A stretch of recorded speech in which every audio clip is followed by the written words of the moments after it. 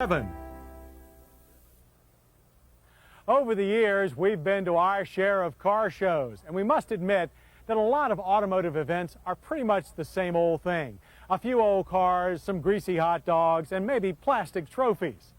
So we sent our FYI team to the heart of America's car show scene, Southern California, looking for one with a bit more flash and a bit more style. And boy, did we find one.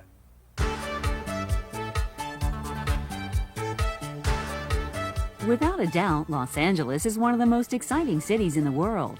TV and film stars, lavish shops, and the finest automobiles are all part of the Southern California lifestyle. So in search of hot rods, star cars, and classics, producer Sandra Bartley and her West Coast photographer headed to swanky Beverly Hills for the Concours on Rodeo Drive, sponsored by Chrysler.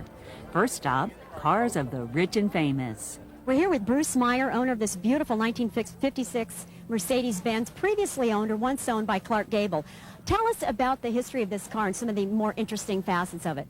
It was fully equipped, as only Clark would do. Mercedes actually built 48 of these cars, world production.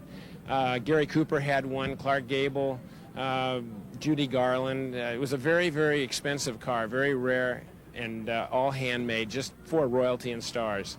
Rita Hayworth's Ghia-bodied caddy was on hand, and Frank Sinatra used to sit behind the wheel of this 56 T-Bird. The Shah of Iran was once proud owner of this Lamborghini Miura SVJ, which now sits in Nicolas Cage's garage. But perhaps the star of all the cars was this 1931 Bugatti Royale Coupe de Ville. It's one of 6 remaining in the world today and worth between $13 and $17 million. And I'm very proud of this. It's one of the most beautiful cars ever created. It still, till today, holds up to anything that's ever been designed. Perhaps $17 million for a Bugatti is a little out of your price range. How about $30,000? That's what you'll pay for a new 1999 Jeep Grand Cherokee, which Chrysler unveiled here at the Concours. This is a great place to introduce a new vehicle like this. The Street of Rocks, some people call it.